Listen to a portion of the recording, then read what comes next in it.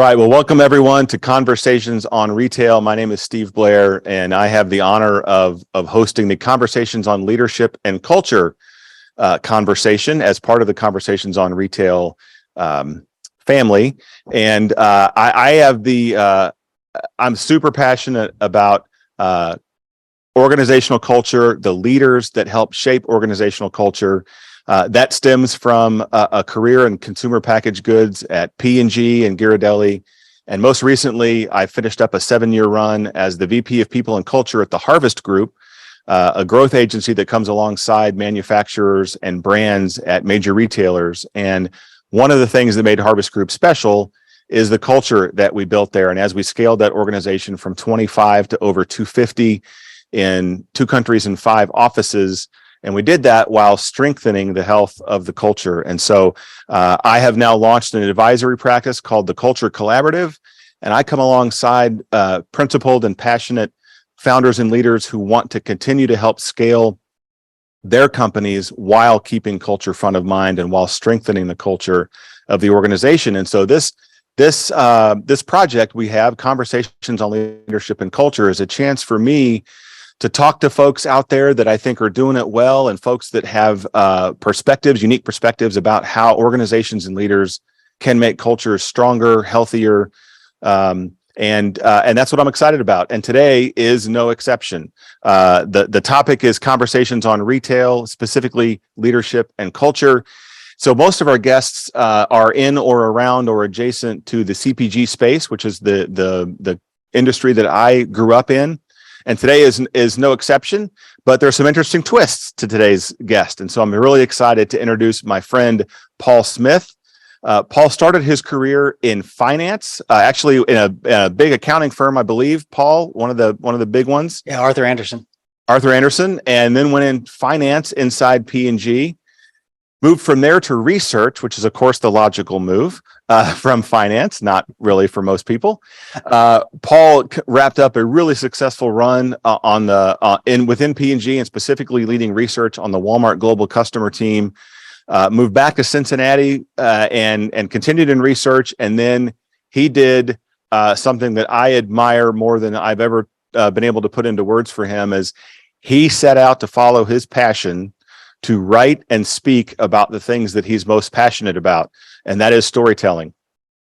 And I remember distinctly a happy hour with Paul, just the two of us, over a glass of wine, 2 glasses of wine, in Fayetteville, where he shared with me different parts of the dream that he had and what he hoped to do. And I'll be darned if he didn't go out and do it.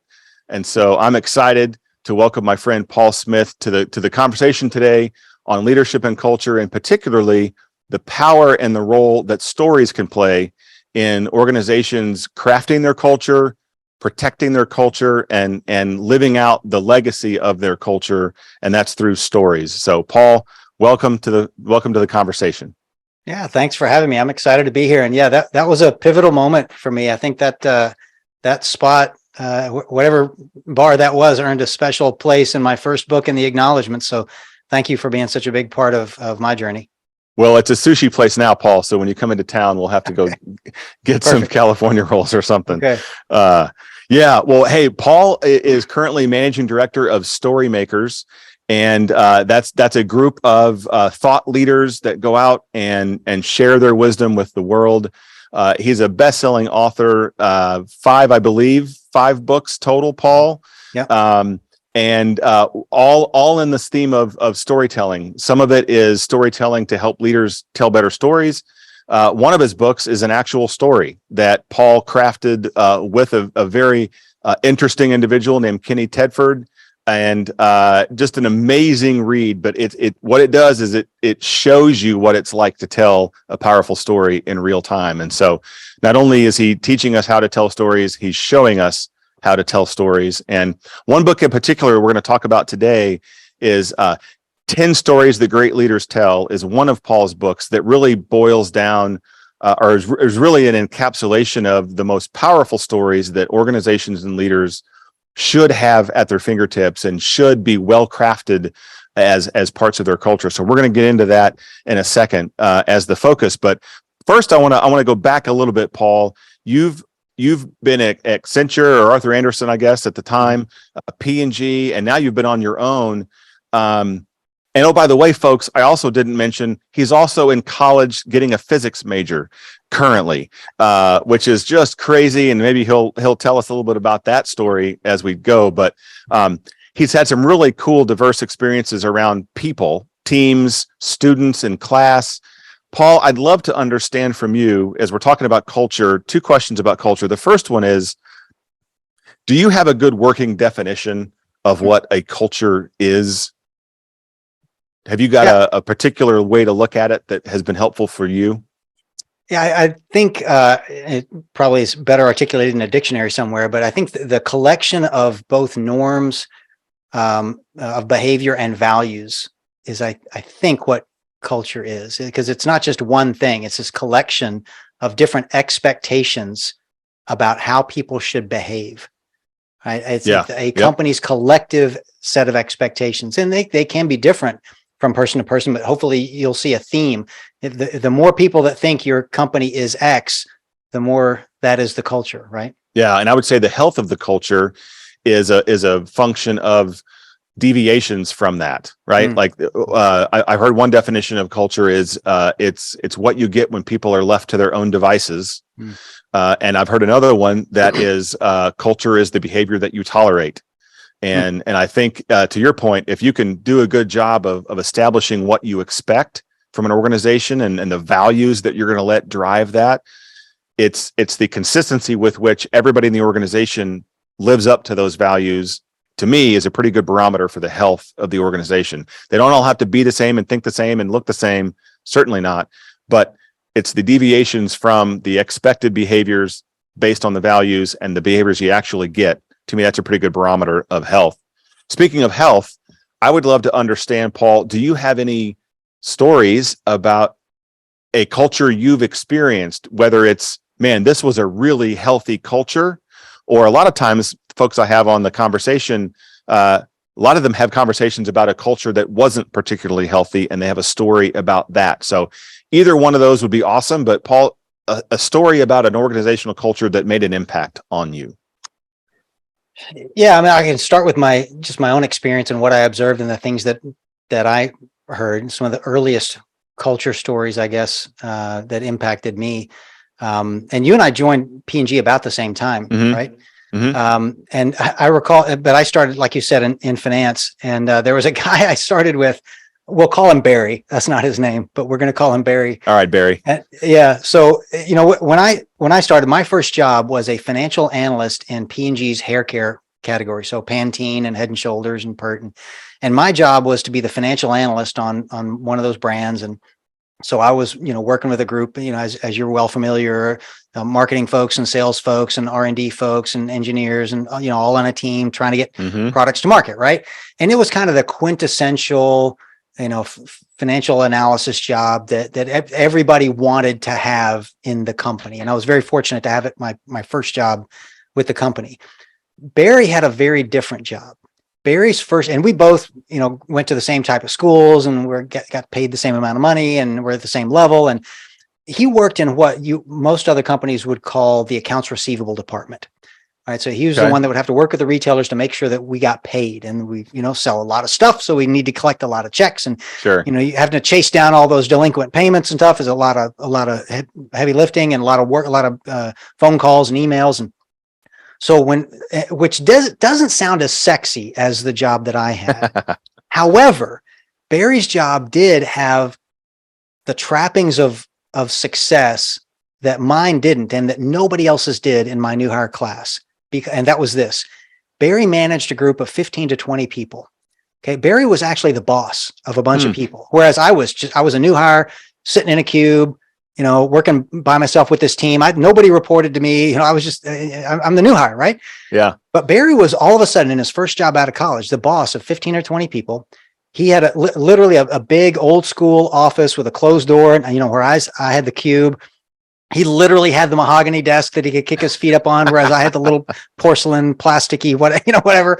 I mean, he literally had a secretary right outside of his office to serve all of his needs. You know, I certainly didn't even have access to an administrator. I mean, so it was very different. And so his job felt like success, the kind of success he imagined as a teenager growing up. Well, when I get big, I'll get a job and I'll be the boss and I'll have a secretary and, all those things. And it really went to his head. I mean, he more than it should have. And so Barry's like first day on the job, he goes in there, he's the master of his domain. He goes in, he kicks his feet up on the desk, the administrator comes in, well, welcome to P&G, and we got a whole onboarding thing for you. So when you're ready, come out and we'll get started and we'll get you, started in this career. And they say a few more words and she turns to leave. And he says the words to her that he's wanted to say for, since he was 10 years old, the words that he thought were the sine qua non of the successful businessman. And he says, you probably know what he's going to say. He says, I think so. Oh, so, hey, while you're out there, can you fetch me a cup of coffee? While I've got my feet up on this mahogany desk and just feeling so good about himself. And, so how do you think she responded? What do you think internally she felt about that? This is going to be a long 18 months. Yeah, exactly. Oh, this guy's already telling me to fetch him a cup of coffee, So, word pretty quickly spread around the organization that he's that guy, right? He's going to be that guy, and all the other administrators and everybody on his team, knew about it, heard about it, and he lasted about a year with the company. Now, compare that to a guy that actually, Mike Parrott. You remember Mike? Oh yeah. I know Mike. Okay, so I don't know if you ever worked with him, but he was I did not get the chance, but I know Mike. I know of Mike, I should say. Yeah, so he was the team leader of the Costco sales team out in Seattle, which I also worked on for a while. So he was my boss out there. When he got that job of being the CBD, the sales team leader of the Costco team, Costco was growing rapidly. The team was growing rapidly. He flew out there at his first day on the job, and there literally was no space for him in the office. P&G was just renting some small little part of a floor of a commercial office building. And there were 15 people that worked there, and there were 15 cubes. And so one of the first things he was going to have to do is we're going to have to move offices because we're a rapidly growing team. Well, he gets out there his first day. And like I said, literally 15 people, 15 cubes, there's nowhere for him to sit. So he's got a choice to make. Now, what most people would have probably done is said, okay, Sally and Bob, you two share a cube for a while and give me one so I can have a place. I'm the boss. I need a place to sit, right? Yeah. Or if he was Barry, he would have said, Steve and Paul and Bob and Sally, all 3 or 4 of you share a cube, and I'm going to take 2 or 3 cubes worth of space. Corner of cubes. A corner of cubes, and I'm going to reshape it into a more bossly, appropriate space for me with my mahogany desk so I can kick my feet up on it, right? But that's not what he did. And there was going to be 2 months before they could move to a new office. They'd already signed a contract, but it's 2 months. They were going to have to live with not enough space. And the only other 2 rooms on the floor that they had access to, one was a closet that wasn't even big enough to stand in. And one was the break room that had, a refrigerator and a microwave and a tiny little table. So Mike walks in and opens his bag up and plops his computer down on the table and says, okay, well, this is going to be my office. Despite the fact that there's no privacy, people running through there all the time, reeked of popcorn all the time. It was just, it was not an ideal situation, but it's like, okay, well, this is going to be my office for 2 months. Now, how do you think people felt about that? Way different than Barry's team. Exactly.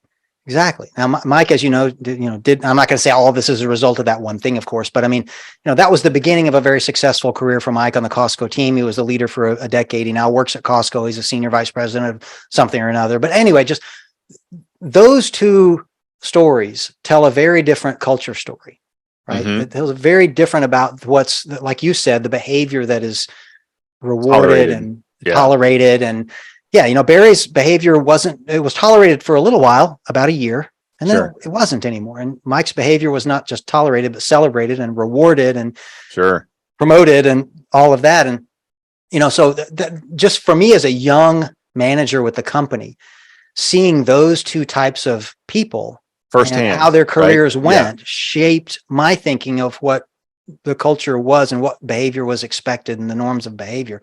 And I would share those stories with other people as I became a leader myself. And, well, what kind of leader do you want to be? And do you want to be a Barry or do you want to be a Mike? Yeah. You've got a choice. For sure, man. So that's yes. And I distinctly, I have memories of similar, culture dichotomies, and like I said a little earlier, a lot of the culture stories I have are the culture stories that I don't ever want to repeat, but that's why they're impactful to me, because I'll never forget them and I'll never do them. I'll never let that happen in one of my teams. So I guess you could call Barry and Mike's stories servant leadership example or leadership stories. Well, Mike's for sure I would call that was servant leadership, right? Right. Well, and Barry's would be not lack servant thereof, leadership. I guess.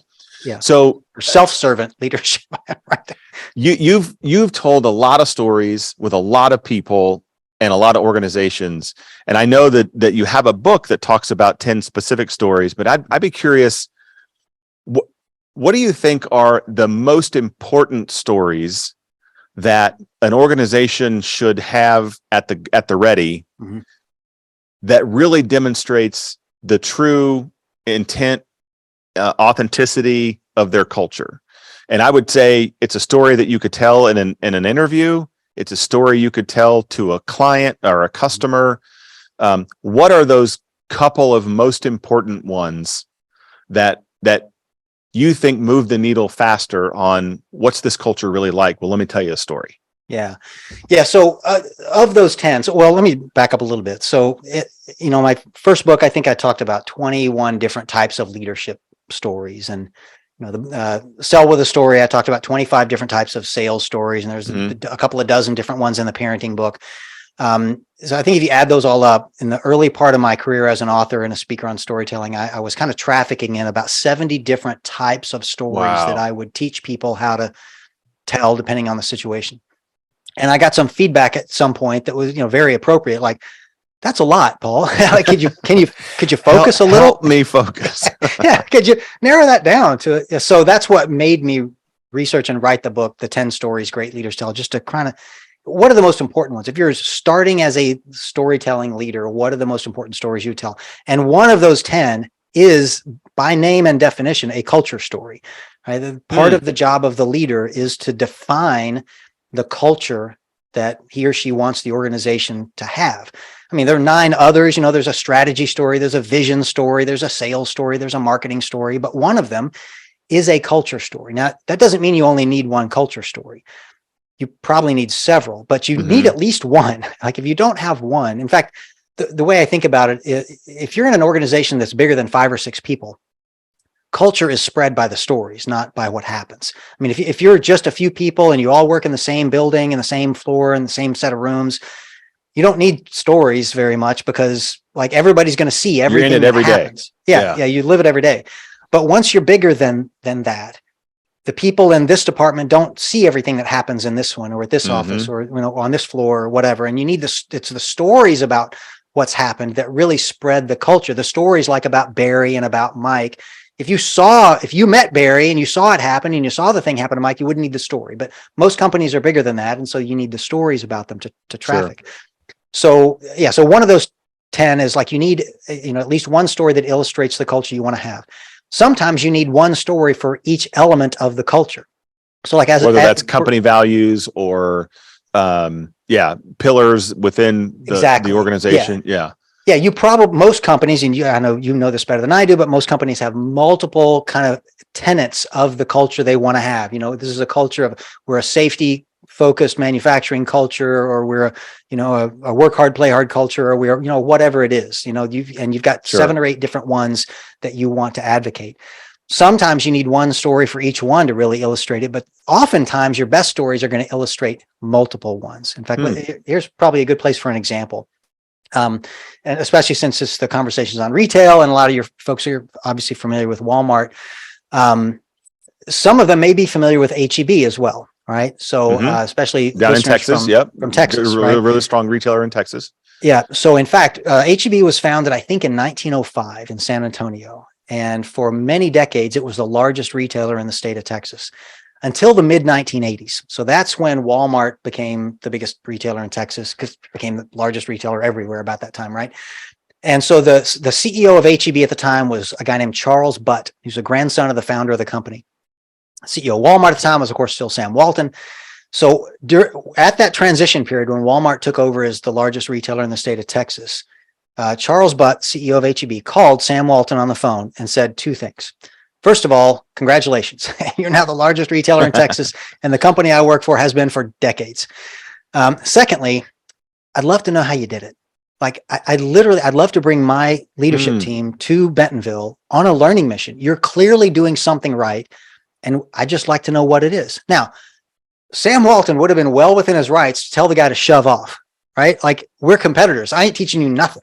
Yeah. But that's not what he said. Apparently what he said was, well, I don't know what I can teach you, but I'll be happy to try. So they literally made an appointment for the leaders of HEB, the leadership team, to fly to Bentonville and meet him at one of the local stores, right? On a certain day at a certain time. So on that certain day at a certain time, here, this gaggle of suited executives, is flown from Texas into Arkansas, into Northwest Arkansas, and they go to the local Walmart store, and they're wandering up and down the aisles looking for Sam Walton, billionaire. And eventually, of course, they see him. He's down at the end of the aisle. So they start marching up the aisle. Well, Sam sees them coming, and he holds his hand up and he says, Charles, hold on a minute. I'm talking to this young woman. He's talking to a customer. He's trying to sell her an ironing board cover. Okay, literally, he's talking to her about, the different brands we carry and the different quality and the color patterns and different price ranges. And eventually she picks the one that she wants, and she puts it in her buggy, and she, shoves off to the register. Sam Walton turns around to Charles Butt and all these executives and says, in all seriousness and excitation, Charles, do you know how many worn out ironing board covers there are in this country?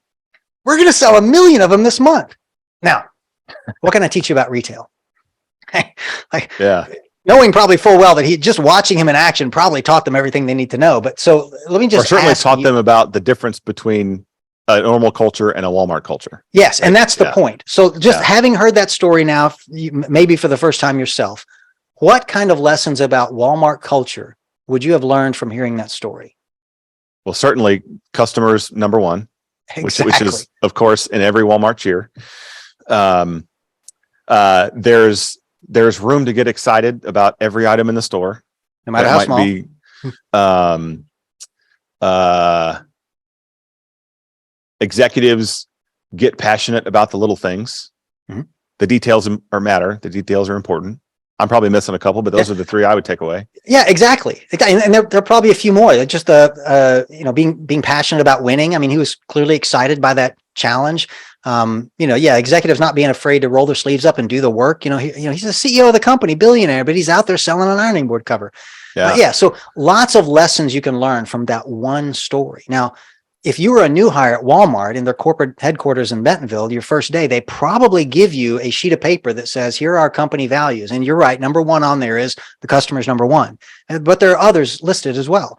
And that probably went in a file drawer of yours, never to see the light of day again. But hearing that story where you can see those values in action. In fact, that's maybe the main point about values and culture, is that values and culture are just words on a piece of paper until they're tested, until you're in a situation where you got to choose between doing the hard right or the easy wrong, or two of those values come into conflict, or, and in this case, here Sam Walton had invited these executives. They had an appointment with him at that place at that time. Yet he took care of that one customer's needs and made them wait. I mean, there are two values in conflict. I've invited these people. It's their turn to talk to me, but I'm going to take care of a customer first. And so people get to see that. So that's an example of a culture story that will help explain lots of cultural elements, not just one, that can do a much better job than just the list on the piece of paper. Yeah, man. And that makes me think of like 2 or 3 other Walmart stories that I have heard. I if I'm not mistaken, and I've never had the honor to work inside Walmart, I've worked with Walmart a lot. I believe respect for the competition is a core value, or it's somewhere in the ethos of Walmart. Yeah, I think so as well. In fact, the way I've heard that articulated before, at least in context of this story, was which I, by the way, heard from John Pepper, the CEO of Procter & Gamble, who heard it directly from Charles Butt in a conversation, which is how I got it. The way it was articulated then was, our other retailers are our competitors, not our enemies. We're serving the same consumer, same shopper. As long as we can do that without giving away trade secrets, we shouldn't hesitate to help each other do that. So I found that very magnanimous. There's another story that I have heard that I'll never forget. And it involves Sam in a store. A lot of the stories happen with Sam in a store, which tells you something right there about the culture. And I'm going to get details wrong, but the gist of it is there was a new executive that had joined Walmart from another retailer. So they hadn't grown up in the Walmart culture, and they were on store walks with Mr. Sam, and they were in a Kmart store. And this was back when Kmart was in business, but wasn't necessarily thriving, but they were in business, but their stores weren't super, well run. And they're walking through the store and they don't say anything. They walk the entire store. They get out to the parking lot, and Mr. Sam asks the new executive, "So what'd you see?" And the new executive launches into their laundry list of all the things that were wrong in the store. Did you see the dirt on the floors? Did you see they were out of stock in 4 different items in one category? Did you see they had customers lined up in 2 registers? And Mr. Sam said, "Yeah. Did you also see how they merchandised merchandised whatever category it was? Did you see how they had, the overstock was not unhealthy. It was not unsafe. It was, merchandised right." And the point was that Mr. Sam always looked to see what the competition was doing well. He didn't need to see what they were doing not well, because he's focused on winning. He's focused on understanding what they're doing well and trying to beat them at that. And so that executive learned a quick lesson that day about the culture there, and the fact that, hey, when we look at competition, we're not looking to put them down. We're looking to get better. We're looking to figure out how to get better. So, man, there are so many good Mr. Sam stories about culture that we could talk through. One of the stories that, at least in my experience, a good way to set the tone for the culture of an organization is with the origin story of the organization, because that says a lot about the founder's heart. That says a lot about, talk about that. I believe that's one of the 10 stories. Tell us about the power of the origin story. Yeah, so it is one of the 10, and it won't surprise you to know that it's number 1, right? It's the first, because it's the founding story of a company. It kind of has to be the first on the list, right? It's the first story that they ever had. And it does play a large role in setting the tone of the organization and the culture of the organization, because you get to find out in the origin story, if it's done well, why did the founder found the company in the first place? I mean, here's the probably not too surprising truth about founding stories is nobody ever quit their job, risked everything to start a new company for a boring reason. It's always for an exciting, interesting, scary, sexy reason, right? They had to solve something. They had something on their heart they had to address. Yeah, they either hated what was going on, or they just loved something else, or both. Or there's never a boring reason why somebody would take that much risk with their life. Yeah, to found a company. And so find that thing, and that way, when you share that story, the people who work there can share that same passion themselves. They'll understand, what that founder was passionate about when he or she founded the company. And now they know, I'm not just working for this corporate entity. I'm working for a group of people who have passions and interests and goals and frustrations, and it lets them share that. So they all become kind of like a little mini founder of the company. Yeah, absolutely. A critical culture story is the founding story. Yeah. And it's interesting. You've said often to me that, admittedly, I tend to tell long stories. I tend to get excited and share way too many details. Probably shared too many about the Kmart story. Your belief is that any good story can be told in 2 minutes. Is that kind of your? I've heard you say that. I've heard you coach folks that, hey, you can craft a good story with the 8 or 9 elements of a story in 2 minutes. Is that accurate? Yeah, you can. And for sales stories, that should be the goal. The target, I think the target number, is around 2 minutes, 1 to 3 minute type range. Sure. For leadership stories tend to be a little bit longer. They might be in the 2 to 4, sometimes 5 minute range. And by the way, the difference there is largely that, as you know very well personally, when you're telling a story to a buyer, you don't have the captive audience that you think you do, right? For sure. they got 15 other people coming in right after you, and you need to get to the point. And when you're the boss telling a leadership story, your audience kind of has to listen to you. So Sure. you have a little bit more runway, but not a lot. I mean, 4 minutes is not a long time. That would be a long sales story. That might be an average leadership story, Yeah, but okay. a 10-minute story would be horrible in any situation, as far as a business story is concerned. Yeah. So yeah, I think It lacked the power. It lacked the staying power of a shorter, concise, hard-hitting story. Yeah. So if you're telling like these culture stories are typically, I would consider them leadership. They're internal stories you tell inside the company versus a sales and marketing story you tell to a third party, a prospect, a customer, client, whatever. Yeah. So those culture stories, I think you can be more in the 3 to 4 minute range, but 2 is fine. And it's certainly doable. There are great 30-second stories, but when you get into 7, 8, 9 minutes long, I think in any situation, that's long. Yeah. Awesome. Well, I cannot believe we're 30 minutes into this conversation, Paul. I know there are folks that are on the Zoom today with us, and there are folks that are going to watch this video later. If I'm a leader in an organization and I hear what you're saying, I'm excited about crafting some of my stories.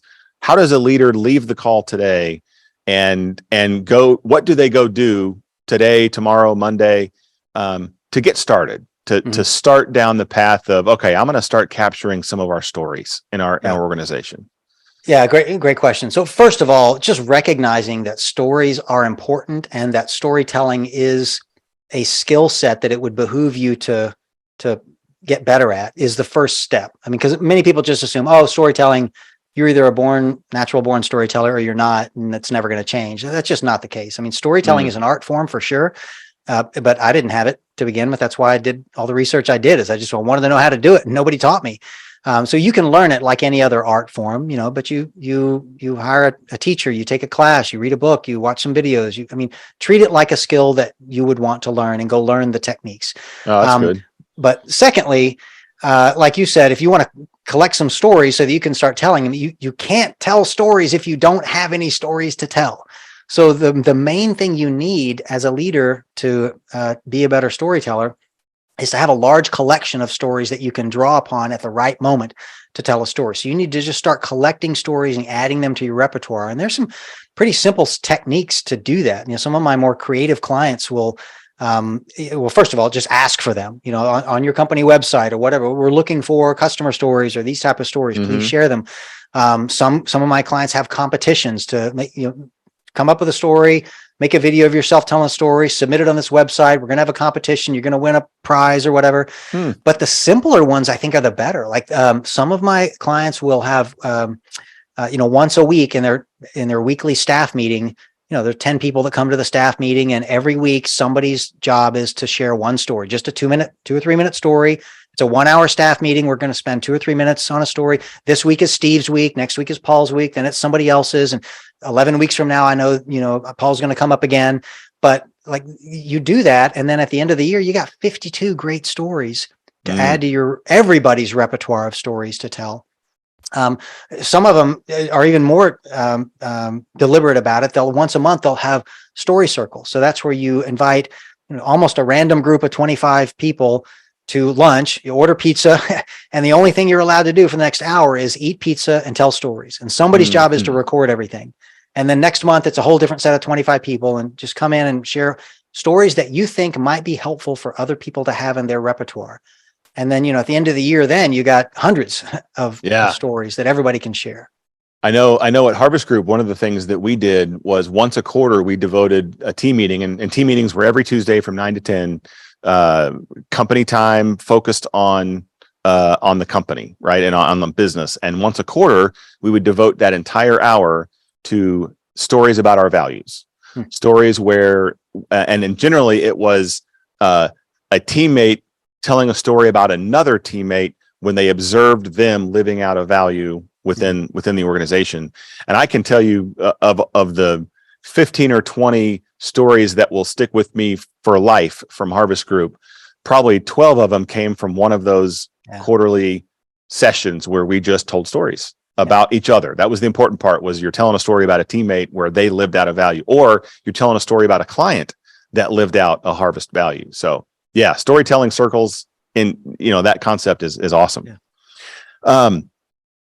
Paul, I know you've got tons of resources for folks. What is the best way for folks in the conversation with us to find more information about you, about storytelling, about structures of stories? Where would you send them?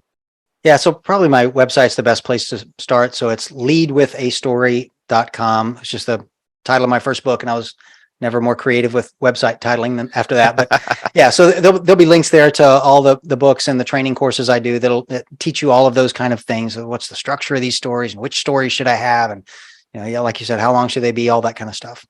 Great. And I would tell the folks on the line that Paul maybe wouldn't mention it himself, but he is the preeminent storyteller teacher on LinkedIn Learning. So if you go in, if you belong to LinkedIn Learning, if you've got a license and you just search storytelling, you're going to find Paul Smith, and you're going to find a handful of courses that Paul has done that are just really well done. Short snippets, really digestible content, but man, they're really good. Thank you for that, Paul. Man, this has been awesome. I know we have a question from the Zoom call, and I can't see that question, but Matt, I think you can. I can. Can you hear me? Yes. Very good. So it's a question for Paul and Steve from our friend Mike. How do you navigate a leader that struggles with the importance of culture and stories as it relates to business objectives? Okay. Navigating a leader who doesn't understand the value of culture, or maybe buy into it as much as you, in the context of business objectives? That's my understanding. Okay. And Mike, feel free to clarify if we've got that wrong. Paul, you got a perspective? Yeah, it's like with anything. I think if you share examples, so if that leader, if I was with that leader, I think sharing with them the Barry story and the Mike story, I think it would illustrate to them, oh yeah, those are two very different leadership styles. There's very different cultural norms that those two people set. And probably one of them they prefer, and probably one of them they don't prefer. And if they recognize that, hey, there's more than 10 people in my organization, we're never going to see everything that happens. It's going to have to be stories like this that get spread, because it's the stories that define the culture in the organization. It's not the piece of paper where it's written on. So I think surfacing examples of success, culture success stories, like you said you were doing at Harvest Group, and the cultural failure stories, because I think we learn just as much from our failures as our successes. I think sharing those examples are usually pretty eye-opening.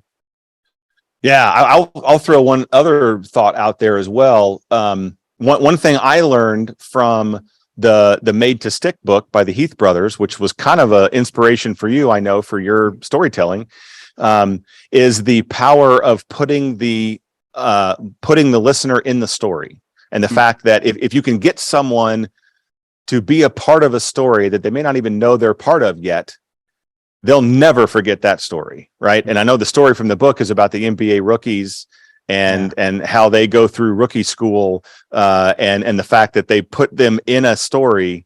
Yeah, they'll never forget the experience they had at that camp, at that rookie camp in that hotel. So I wonder if there's a way that you could, you're coming alongside that leader, that there's a chance for a story to be playing out in real time and have them be a part of it. So at the end of it, you tell the story back, and you're like, and you know what? And you were, did you feel that in that moment? That story would probably resonate with that leader a little more, because it's a personal connection. It's an experience. Yeah. So that technique you're talking about, it's probably better not to talk about that as a storytelling technique as it is to talk about it as an experience. Like an immersion. Yeah, because so it's not like you're telling a story where you're one of the characters. So like if Mike Parrott was on this call right now, and he was in that story that I told about, Barry was too, we're just not using his name, right? So Mike was in that story, but me telling a story about Mike is not, that sounds like putting him into the story. What that technique you're talking about is literally orchestrating an experience for them to share. So I won't share the NBA one, but like an example in retail where that happened. When you and I were at P&G at one point, we had a whole conference on private label, the private label business in lots of our categories. And so I went to this conference along with a lot of other people. You might have been there. One of the things they did was at one point, they pulled several of us out of the meeting, like 5 or 6 people at a time, and had us go to a different room and try a bunch of products, our brand and the private label brand. But sometimes it wasn't even our category. It was like, here's milk, and here's the branded milk, and here's the private label milk, and here's some, olive oil lotion, and well, here's the private label lotion. Well, here's a private label diaper, and here's, pour the blue water into it. And we tried all of them. And then, we came back to the room, and then they told us, and we had to pick which one we liked better. And the part that, sorry, I messed it up. They didn't tell us which was which. Sure. They weren't labeled. You didn't know which was the brand and which was the private label. And then we all went back to the main room. And at the end of the day, they tabulated the results and they showed us. And something like, 7 out of 10 times, the people in the room, the Procter & Gamble employees, chose the private label brand as being preferable to our brand, which was embarrassing to say the least. Sure. But it was shocking to find out, because we thought, oh, they're going to be terrible, right? Our brands are going to be much better. And they weren't. And that we were part of that.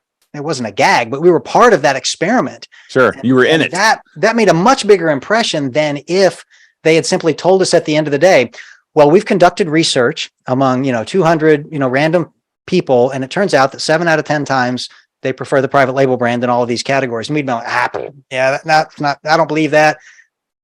Well, we believed it because we did it. It was us. We were part of not the story, but the experience. And so the way I like to articulate that to people is experience is always the best teacher, but a great story is a close second, right? And everything else is a distant third.